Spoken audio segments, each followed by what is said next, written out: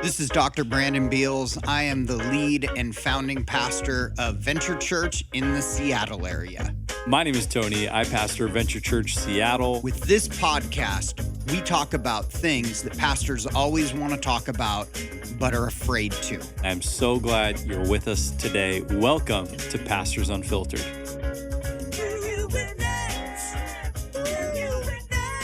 I want to welcome you to Pastors Unfiltered. This is PB, Pastor Brandon. I am here once again, minus Tony.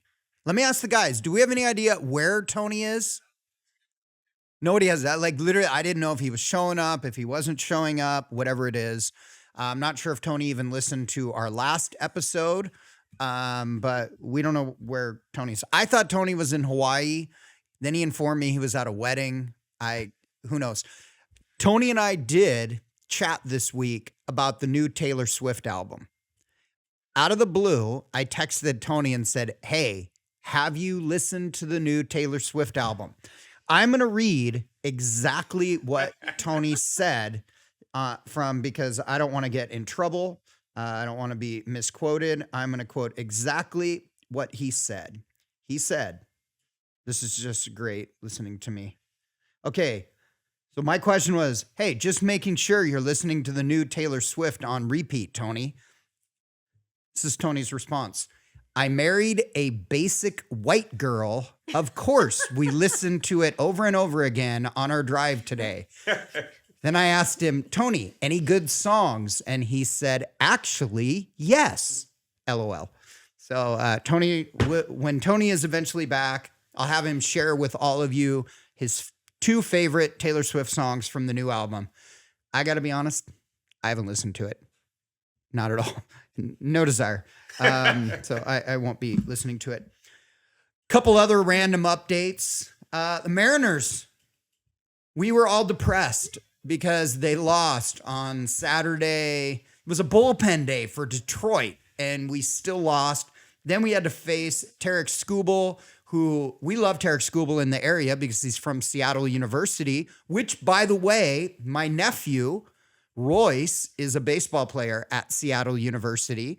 Tarek Skubal gave the entire Seattle University baseball team free tickets to the game. Oh, that's awesome. So my nephew was there wearing a Boston Red Sox jersey. I don't even know what to say about that. I blame his parents.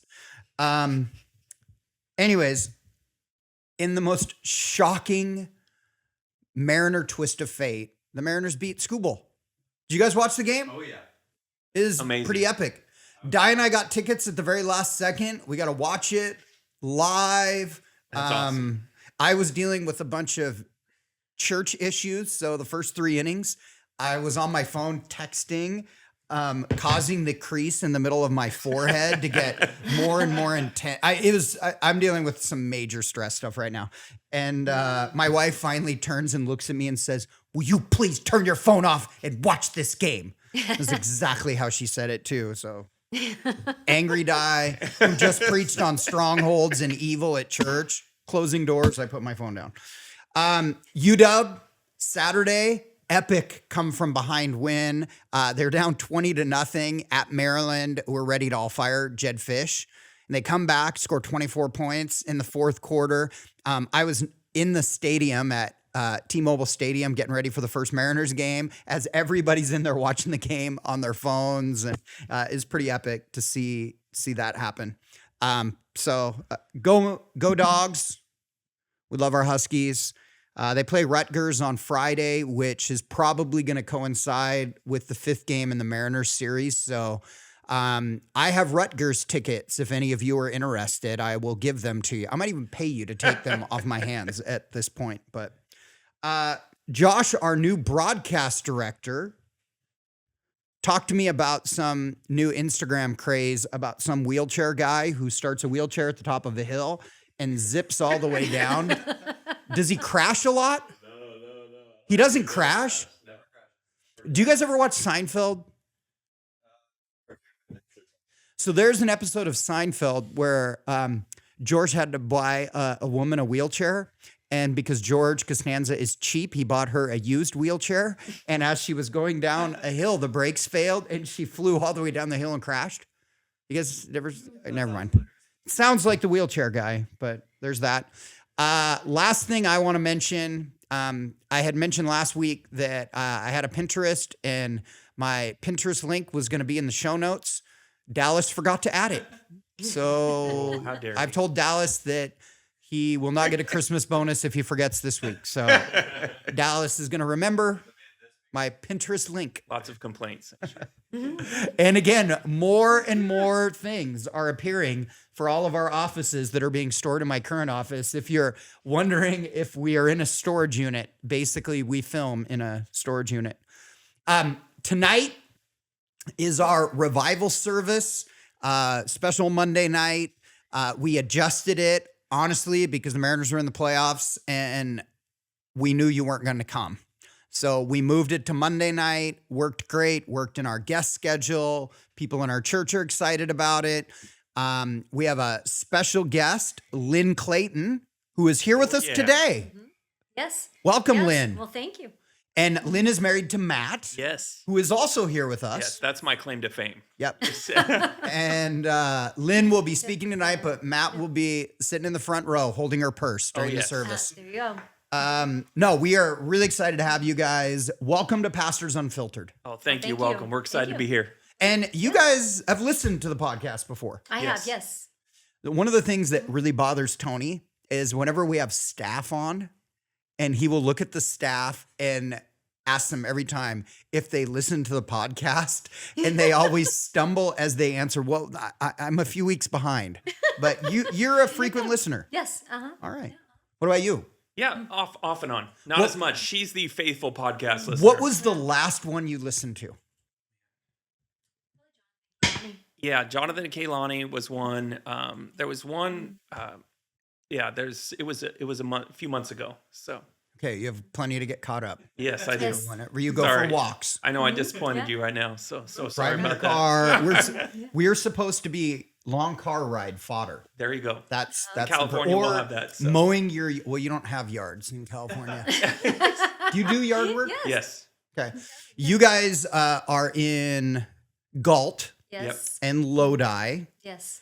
For all of our listeners that think California is either San Francisco or Disneyland, describe where Galt is. Well, Galt is not some place that you go to on accident. You have to purpose to go there or you'll miss it.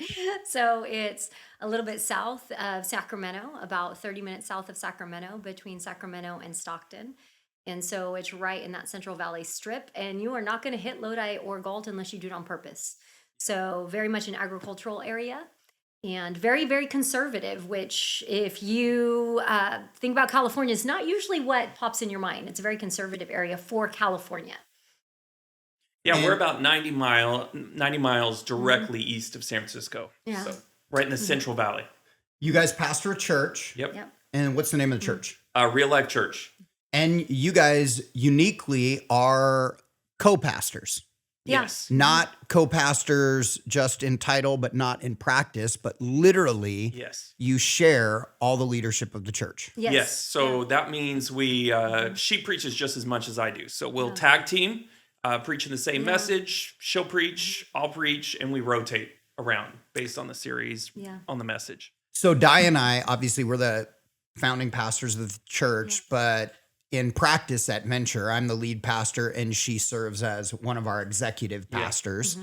And that's kind of the way that we have always kind of functioned in ministry, not because she's not capable of leading with me. She likes her role. I'm comfortable in my role, but you guys very much share all the leadership of the church. How do you divide that up?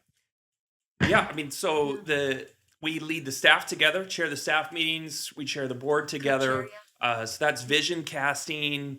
It's leadership development of the team and development of the church vision, the mission, the ministries. And then we'll divide various ministries based on skill, passion, time, those kind of things. So there's a little bit of a division in the fact that we kind of, if you looked at it from a business perspective, so we kind of share that CFO kind of position, or that CEO position, but the CFO, I operate in that function. I run the finances of the church, the back end of that portion. He does more of the operations of the church. So he'll be like the COO, kind of flows in that vein. But when it comes to CEO, like the vision casting or that kind of stuff, we share that. So we co-chair the board, all of that. But the other ones you kind of have to divide and conquer, or you're just not going to get anything done. Yeah.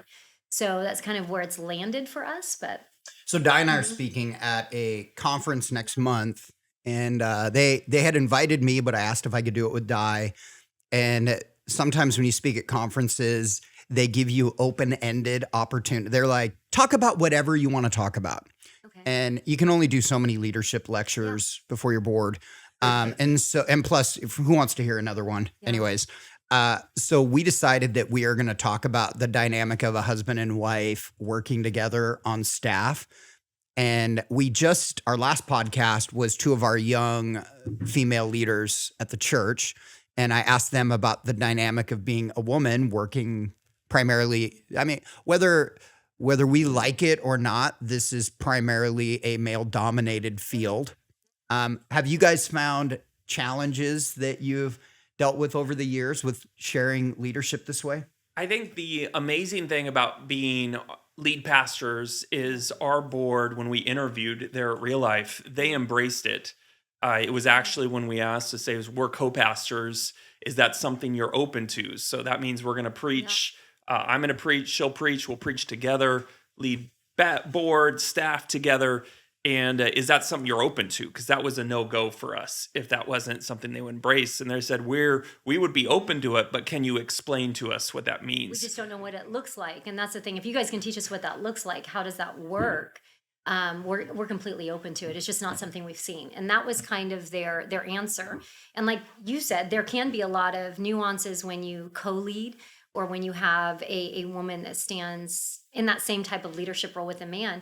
And so we always thought we'd probably plant a church because it'd be easier to create the culture unless God opened up a supernatural opportunity, and he did, where we're at. And it was just the Lord wanted us there for that season, and they were completely open to it and embraced it. And we've never had really issues here in this specific church that we're leading. But the journey, now that could be a different story. Yes, that's a completely different story. I think being a staff pastor in the different dynamics of a church starting out, when we were a church of less than 100, church plant that Calvary Temple, now the House Modesto had planted. We helped plant the youth ministry there.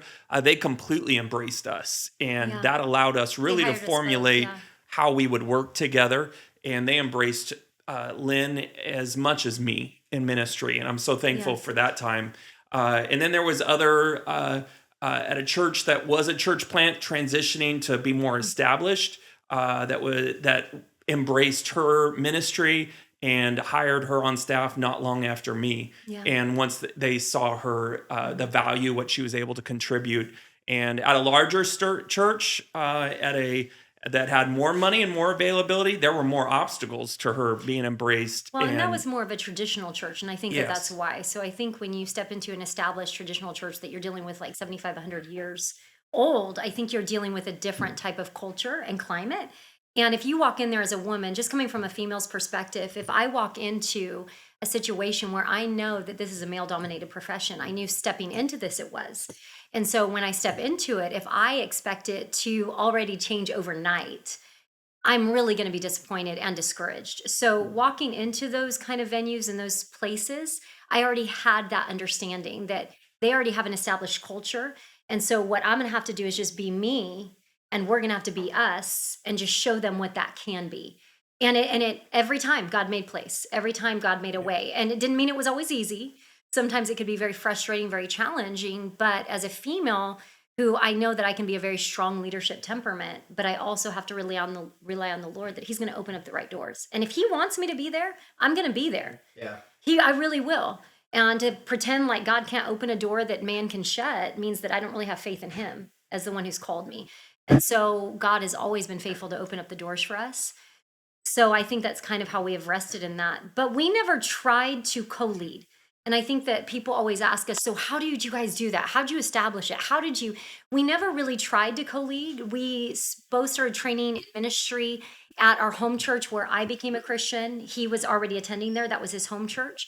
We started the Bible college there. And because we were both interns, they put us together as co-leaders, and we both had to learn to preach. We both had to learn. So we had to kind of figure this out, how to do it together, has best friends at the time and then dating. So we never tried to be who we are. It kind of naturally evolved, if that makes sense. So we didn't say, oh, we're going to co-league and we're going to do this and you're going to preach there. It just kind of became who we were. So it was natural, just inclination to how we are wired. So when did you know that you were called into ministry too? I became a Christian at 16 years old, almost 17, a junior in high school, and was radically saved. I mean, those stories where they're like just 180 in my life. Radically saved. I was so in church, I didn't even know I was supposed to go to church after I became a Christian. So I didn't go to church at first, and I started just reading the Bible. And I just devoured the Bible. And I reached Hebrews a few months later and realized, oh shoot, I should be going to church. So I started jumping into church, which is your church. You worked at that church. It was Calvary Temple House, the house now. And I started attending that church. And probably within 6 months, I started feeling God speak to me about not necessarily you're going to go into ministry, but he's saying, you know what, I've called you and I want you to help train church leaders specifically is what he's told me. And I want you to reach the lost. And I want you to be creative in reaching the lost. And that became like my mission, but I didn't know what that really meant. And so I was already lined up. I was going into Cal Poly at a full ride for engineering. I was going to go into agricultural engineering. That was my mindset at that moment. So I'm like, I know I can't go and study engineering if this is what I'm feeling called to do. And so I had to make a hard left, found out we had a Bible college at our home church at the time, started going at night, started going to a stand stay at CSU during the day at California State University, and started training that way, but not really saying, oh, I'm going to be a pastor.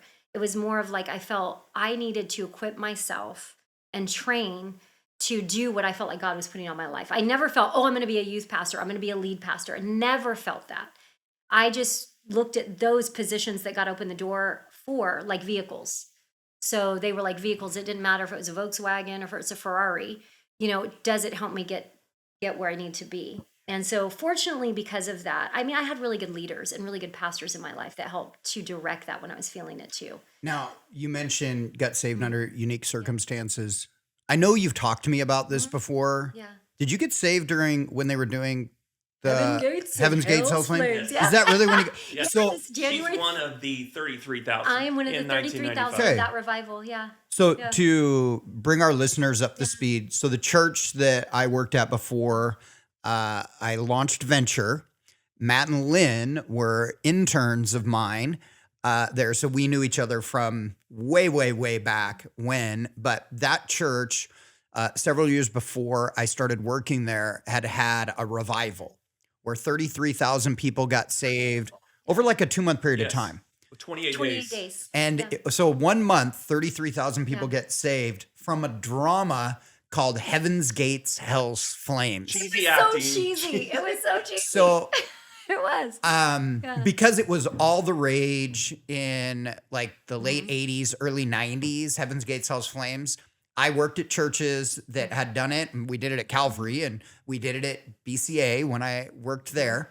That just because we're going on a rabbit trail, but it will be fascinating to at least two people that are listening. Describe Heaven's Gates, Hell's Flames.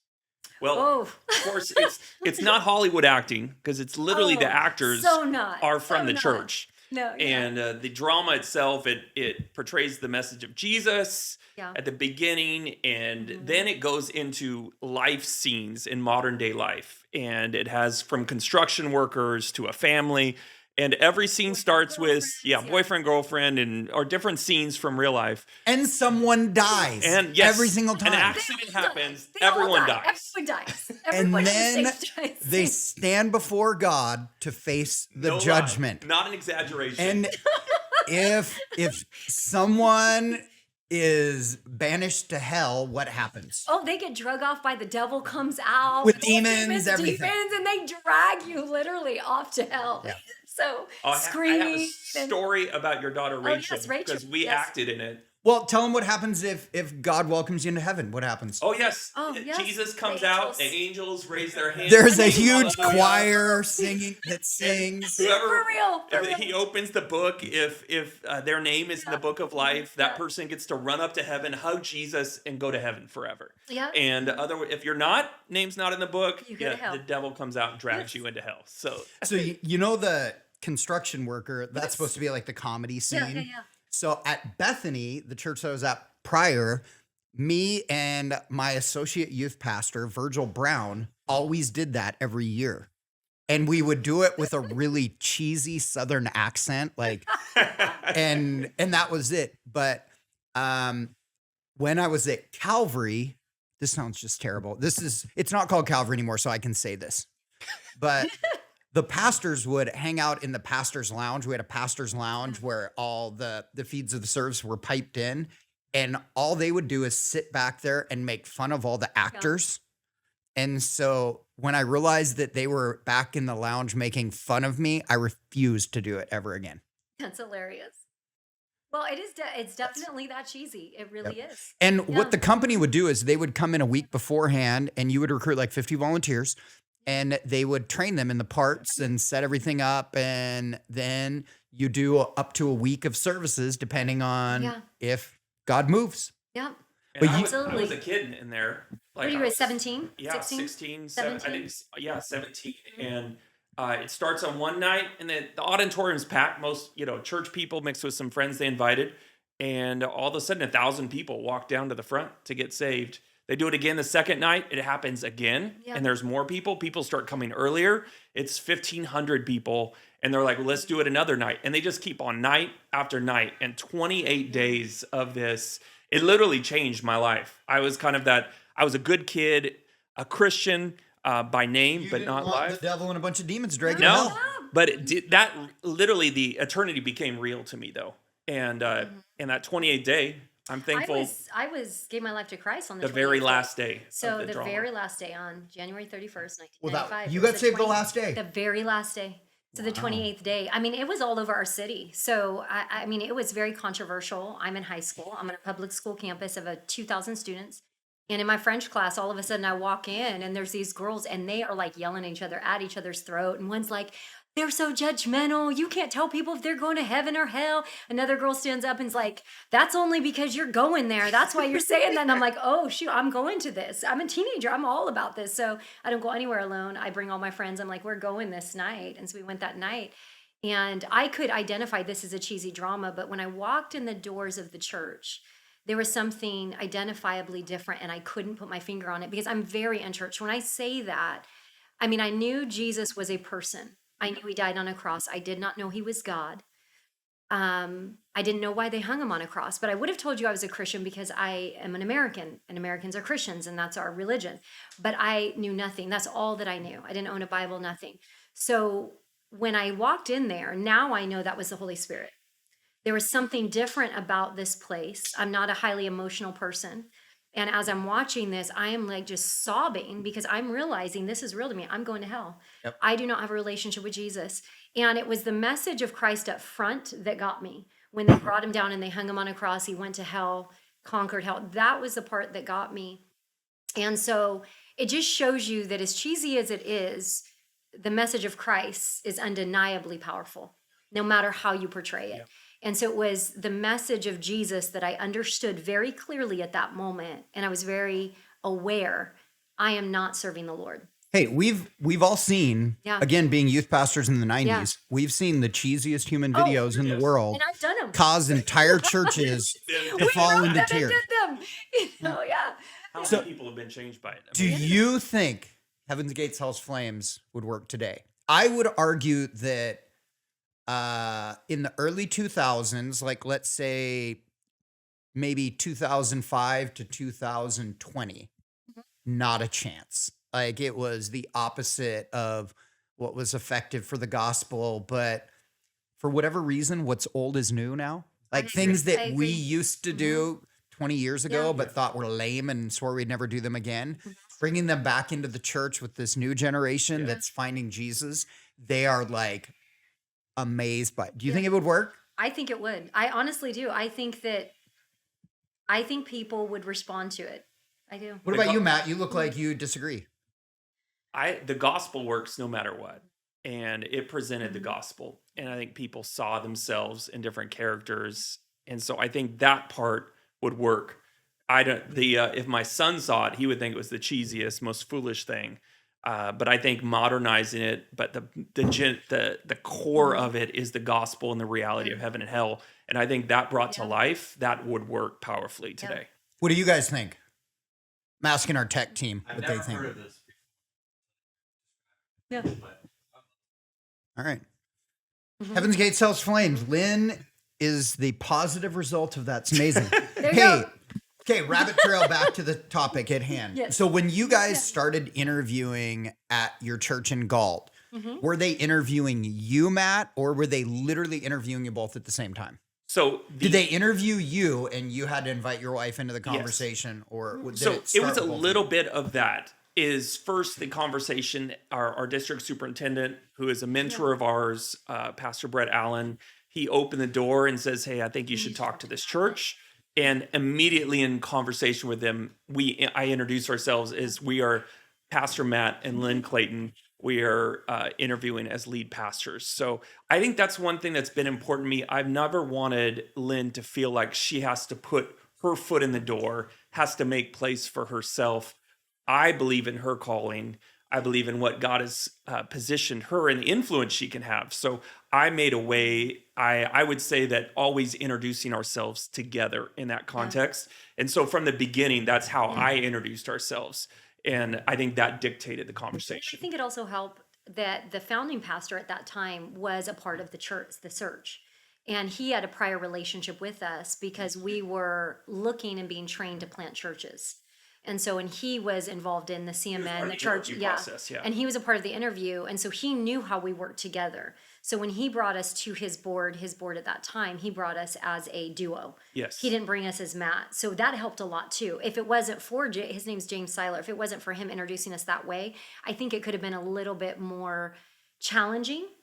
Or maybe they would have been a little bit more reticent than they were. But because they loved him and had loyalty to him and they trusted him, his credibility was lent to us in that moment. So I think that we got to stand on his shoulders because they're like, we trust him. He's buried his heart in the city. And he's saying that we need to consider this couple. And if he trusts them, maybe we should trust him. And so I think that that had a lot to do with it. I really do. I think God just lined it up for us in that scenario. And then honestly, my husband has always been a place where I've never had to make place. He's made place for me, but I think it has to go back and forth. There has to be a honoring of your husband if you're a co-2. I think it can't be just as a woman, like you're standing beside him. You're not standing on them. But he has always made space for me, and I've never had to fight for something alongside him. So never you had to. guys, from the moment you were dating, Yeah. you got married, it was just this It was always- understanding that Lynn's called into ministry too. Matt's called into ministry. We've got to figure out places where this works together. Yeah. So people always ask Di and I, like, what was our journey? And when I started off, Di was a school counselor.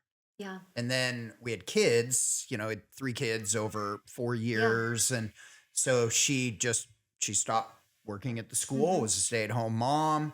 And then we were actually in Modesto and the boys were around 2.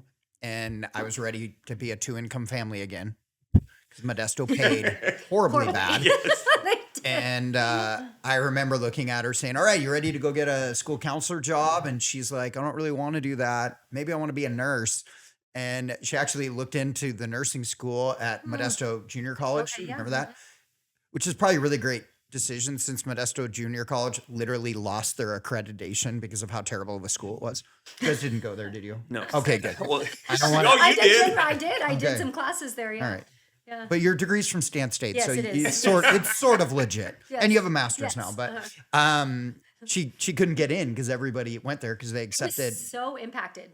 And- So impacted. Yeah, anybody and their brother could get into that Yes. school. Yeah. So we kind of waited a while, and then that was when she dropped the "I want to be a minister" bomb on me, and that was not in our life plan at all.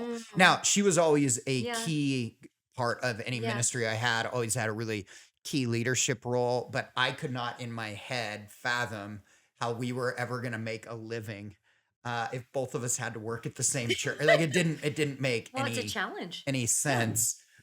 So our journey was a little bit different. It's obviously worked out great. So thanks. So in your guys' leading together at various different churches, having different roles at different churches, now leading together, what have you found the biggest obstacles or challenges along the way? I would think as a staff pastors, there's greater obstacles based on the cultural dynamic of the church, based on the senior leadership, what they kind of embrace. In a more traditional model, let's be honest, it's more of a 2-for-1 gig. We'll pay you one salary, but expect both of you to do ministry. Yeah. And so that the model of embracing her call, that it's just as valuable as mine, her ministry is just as valuable as mine, which means that comes with a financial backing as well to support her salary so that she can focus her whole life in ministry and call. That model now that embraces it wasn't when we started out, at least that we saw in the 90s. Very many females in ministry when I started going into ministry. There was one at my home church, and I didn't even know she was a pastor. So I didn't even know. I remember talking to my lead pastor, is it okay that I'm feeling this call into ministry? Because I don't see any females, in this kind of role. And he said, absolutely. And so I'm grateful for that. And he even, explained the challenges that I'm going to face. And he says, they're not fair, they're not right. It just is what it is. And so I think at 17, 18 years old, hearing that, knowing that going in helped me to be able to navigate that, because I knew I wasn't going into something that was going to be easy. And so he was very upfront with me. But with it, I think, navigating what I had found and navigating in the different staffs that we had been in, there was two dynamics that made it easier. If they were younger churches, and if the lead pastor, as a staff pastor, as an associate on staff, if the lead pastor or pastors, if it was a young church and if they had daughters, it was so much easier for them to embrace me than it was if they had all sons and if it was a more established church. They had a harder time understanding it. And so I found that when they had daughters, because I was so young when I entered ministry, I think my first ministry position I was hired on, I was 21 years old. So I just graduated and I was paid. It was a stipend, if you could call it, but paid. And but it was a younger church. They had daughters. So they looked at me because I was so close in the age of their daughters. They wanted their daughters to succeed. So I think they looked at me that way of, if this was my daughter. And they really felt that way towards me, like they had a father-daughter type relationship. So I think that made it a little bit easier, and God knew what I needed at that moment. So, and I think that became advantageous for me. And I didn't pray on that. I didn't know that until I look back over 25 years of ministry, and I look back and I see those commonalities. So it was going on for 25 years, looking back and going, they knew how to kind of work with that kind of dynamic a little bit better. Yeah, I think I shared this last week in the podcast too. Yeah. I've definitely shared it before, but Di and I were fortunate to always work at churches that embraced her leadership as much as they did mine. Both churches that we worked at as an associate, it wasn't really until 3 years of leading the church together that we planted together where we realized, again, this is the nature of getting saved from the world. My only church experience was kind of the charismatic Pentecostal movement, Assembly of God style churches, Foursquare style churches. And I didn't know there were Reformed churches. Yeah. And honestly, until I was the lead pastor for 3 years, and people in our church were bothered by, some people that were new were bothered by us referring to Di as a pastor. It's kind of a weird dynamic. I would say things have changed dramatically. They have, absolutely. Especially over the last 5 years. Yeah. So even as a part of the Assemblies of God denomination, while they would profess an openness to women, it wasn't really ministry, practiced. It wasn't practiced. Now it's becoming more normal, more common to be found, and an embrace and empowerment of it, which is, it's exciting because there's so many amazing female leaders that have gifts and talents that can make profound kingdom impact. So what an awesome thing to see that change. Yeah. And I think we see the shift too when you have people like you, Brendan, like in your kind of formation, when you're bringing new people on, you even say up front, like if you do not support females in leadership or pastoring. We embrace that fully here. So I think when the leaders of the church are able to say that, I think it helps people to understand, okay, this is the church, this is what this church culture is, this is what it's about. And if I can't get on board here, then, I need to go find a church I can support. And I think also holding that for people like us that are not complementarian, I think that we also have to be okay that if they can't get behind it, that's okay. It's really not a big deal. There's a church down the street that agrees with them. And it's not a big deal if they go there. And it's not a slight on our calling either. And so I think being able to hold that loosely is very important. I really do. And And the irony around the area where our central campus is located, the 3 mega churches, 2 of us would be egalitarian and 1 would be complementarian. So there's really options for everyone. Absolutely. We would be the only charismatic church of the 3. So that kind of sets us very uniquely apart. But one of the things that I talked to the gals about on our staff last week, that a stereotype that has tended to follow women that are in ministry leadership is that this is one of the negatives. I don't think this is true in 90% of the cases, that their husbands are very passive. So because their husbands are passive, it has forced the woman to take a stronger leadership in the family, and it naturally flows out into her involvement in the church. Obviously, I know Matt really well. That is not the case here, but I'm sure you guys have heard that scenario before. Well, I think Absolutely. it's interesting what you've told me, even when we were dating. You told me the kind of man that you were looking for because you knew yourself. Well, I know myself is that I know I'm a natural, like what they would say now, knowing that's a spiritual gift leader. I'm a natural leader. Now I know that's a spiritual gift. I knew, but this was even when I was younger, prior to serving Christ. I knew that if I was going to get married to a man, they had to be pretty strong or I wouldn't respect them. And so I would actually do things, I know this sounds funny, just to push against them to see if they would argue with me. Because I wanted someone that would be my equal, that would be able to stand toe to toe with me. And something that gave me a lot of respect for him was that if he didn't agree with me, he wasn't going to lay down and say, you know what I'm saying? So he was going to talk with me, challenge me, and be formidable. And I was looking for that. But I do think what you're saying, I think the reason that we have stereotypes is because there is some truth with it, because there are scenarios where you do see that. Now, am I saying it's all the time? No, I think it's a minority, like you're saying. I do, because I have a lot of friends that co-lead, and that's not the case. And they're married to strong leaders. However, there are those scenarios, and unfortunately, those are the ones that people like to exploit. But for me, it was very important to have someone that was just as strong, if not stronger, that would challenge me. And I don't know if I would respect them if they wouldn't have. One of the things that the gals last week were saying about advice they would give to other women that want to serve in leadership at a church is the understanding that not all churches are equal, and not all lead pastors that you might work for are equal. And you have to be very careful, do your research, have conversations with people so you know what you're getting yourself into. Do you have any advice that you would give to any gals that are pursuing leadership in a church that might be navigating all of this? 100%. Is that what I learned through the years is when you're in the interview process, oftentimes when you're talking in the interview process, there'll be something inside that doesn't sit right with you when you're interviewing, whether it's the staff, if you have panel interviews, or if you're with that lead pastor.